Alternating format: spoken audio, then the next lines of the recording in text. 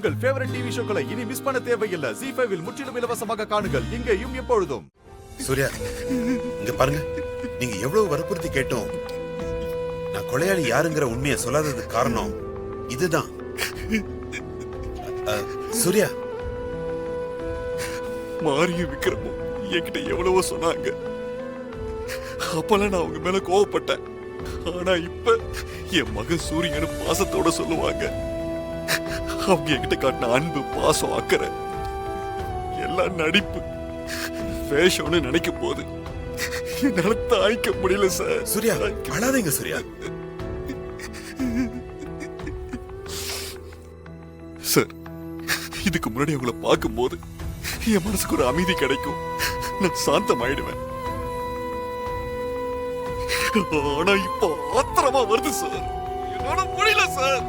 ஐயோ. Surya, please Surya, control yourself. கொஞ்சம் பொறுமையா இருங்க சூர்யா. ரிலாக்ஸ் சூர்யா. நீங்க வீட்டுக்கு போங்க. உங்க வைஃப் மாரிக்கிட்ட ஷேர் பண்ணுங்க. அதுக்கப்புறமா ஒரு முடிவெடுங்க. சூர்யா, வாங்க சூர்யா, வாங்க. இல்ல சார், இன்னும் கொஞ்சம் தனியா விடுங்க. நீங்க போங்க சார். சூர்யா, சொன்னா கேளுங்க சூர்யா, வாங்க. ப்ளீஸ் சார், என்ன தனியா விடுங்க சார். நீங்க போங்க. ஓகே சூர்யா, பட் மாரிக்கிட்ட ஷேர் பண்ணிட்டு எந்த முடிவா இருந்தாலும் எடுங்க. அவசரப்பட்டு நீங்களா எந்த முடிவும் எடுத்துறாதீங்க. ஓகேவா? நான் வரேன்.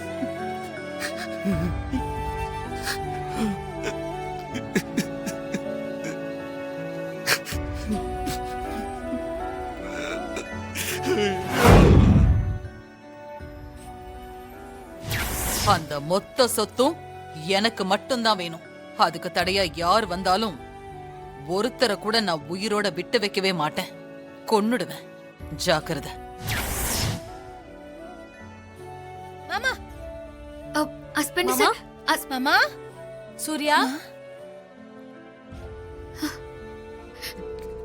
தேவி அம்மாவை கொலை பண்ணது, நம்ம ரெண்டு பேரையும் கொலை பண்ண பார்த்தது யாருன்னு தெரிஞ்சிருச்சு மாறி. இத்தனை நாளா நான் எவ்வளவு பெரிய முட்டாளா இருந்திருக்கேன்னு இப்ப தெரிஞ்சுக்கிட்ட மாதிரி. நான் ஒரு படிச்ச முட்டாள் மாதிரி. ஹஸ்பண்ட் சார், அப்படியெல்லாம் சொல்லாதீங்க, சொல்லாதீங்க. இல்ல மாறி, நான் அப்படிதான் இருந்திருக்கேன். நீ சொல்லியிருக்க, ஹாசினியோட அண்ணன் விக்ரம் சொல்லியிருக்காரு. ஆனா அப்பெல்லாம் நீங்க சொன்னதை நான் நம்பல. கோவப்பட்டு சண்டை போட்டிருக்கேன். அதெல்லாம் எவ்வளவு பெரிய முட்டாள் தானோன்னு இப்பதான் நான் தெரிஞ்சுக்கிட்டேன். நான் இப்படி முட்டாளா இருந்ததுக்கு காரணம் பாசம், தாய் பாசம். ஆனா நான் வச்சிருந்தது உண்மையான தாய் பாசம்.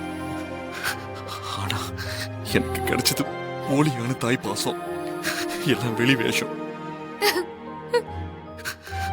என் பெத்த அம்மாவை கொலை பண்ணது, நம்ம ரெண்டு பேரையும் கொல்ல முயற்சி பண்ணது வேற யாரும் இல்ல, தாராமா தான்.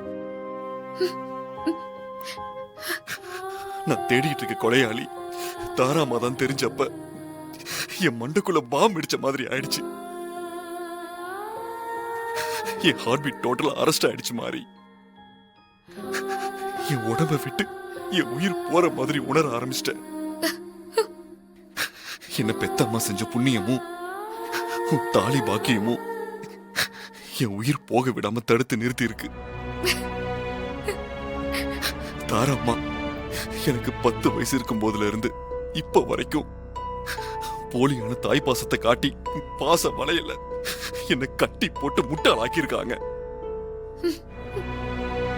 மாறி, தாய்ப்பாலும் தாய் பாசமும் பரிசுத்தமானது. அதுக்கு நிகர் இந்த உலகத்துல வேற எதுவுமே இல்லைன்னு சொல்லுவாங்க. ஆனா அந்த பரிசுத்தமான தாய் பாசத்தை போலியா காட்டி என்ன ஏமாத்திருக்காங்க மாறி. நான் அவங்கள அம்மாவாதான் நினைச்சேன். அவங்க ஏன் என்ன மகனா நினைக்கல. அழாதீங்க ஹஸ்பண்ட் சார்.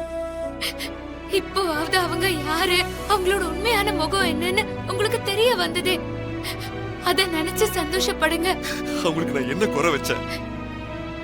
இந்த பெத்த அம்மாவை விட ஒரு படி மேல வச்சுதானே பார்த்தேன். அவங்க எதுக்கு எனக்கு இப்படி ஒரு துரோகத்தை பண்ணாங்க? அவங்க எதுக்காக எனக்கு இப்படி ஒரு துரோகத்தை பண்ணாங்க? ஐயோ! ஹஸ்பண்ட் சார் இல்ல மாறி, சொத்து வேணும்னு கேட்டிருந்தா நான் கொடுக்க மாட்டேன்னு சொல்லிருப்பேனா?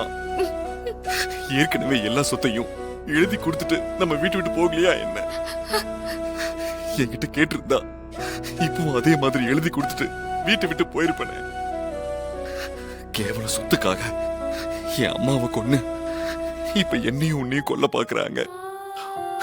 இதனால தாங்கிக்கவே முடியல மாறி. மனசு வலிக்குது மாறி.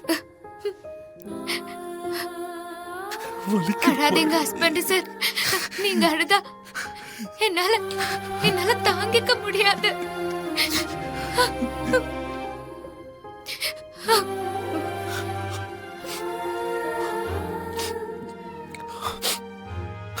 மாறி, இதுக்கெல்லாம் ஒரு முடிவு கட்ட போறேன்.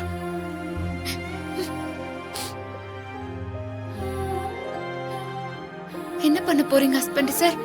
தேவி அம்மாவை கொலை பண்ணிட்டு குற்ற உணர்ச்சி இல்லாம இருக்கிற அவங்களுக்கு தண்டனை கிடைச்சே ஆகணும். அதனால அவங்கள போலீஸ்ல ஒப்படைக்க போறேன். ஹஸ்பண்ட் சார், அவசரப்படாதீங்க. அவங்கள நீங்க மன்னிச்சு விட்டுருங்க. தாரா அத்தைக்கு தேவி அம்மா சரியான தண்டனை கொடுப்பாங்க. இத்தனை வருஷம் ஆகியும் தேவி அம்மா தண்டனை கொடுக்கவே இல்லையே. எல்லாத்துக்கும் காலம் நேரம் வரணும்ல ஹஸ்பண்ட் சார். தாரா அத்தைய பத்தி நான் சொல்லியும் விக்ரம் அண்ணன் சொல்லியும் நம்பாத நீங்க இப்போதானே புரிஞ்சுக்கிட்டீங்க. அதுக்கான நேரம் இப்போதானே வந்திருக்கு. அது மாதிரி தேவி அம்மா கண்டிப்பா தாரா அத்தைக்கு தண்டனை கொடுப்பாங்க. அதுக்கான கால நேரம் வரும்போது கண்டிப்பா அது நடக்கும். இல்ல மாறி, வேண்டவே வேண்டாம். அவங்களுக்கு தண்டனை கொடுத்தே ஆகணும்.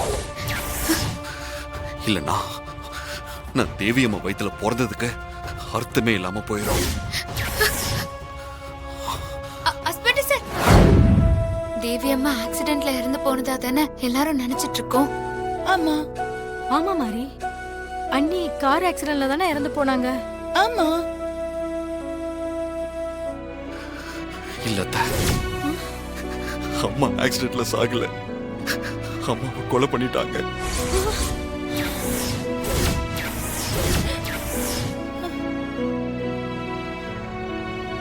சூர்யா, என்னப்பா சொல்ற?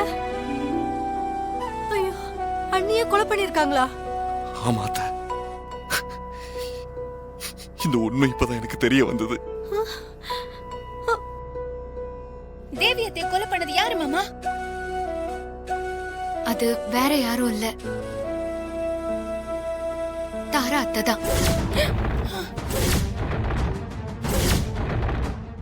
ஜீ5 ஆப்பை டவுன்லோட் செய்து அனைத்து எபிசோடுகளையும் இலவசமாக பாருங்க.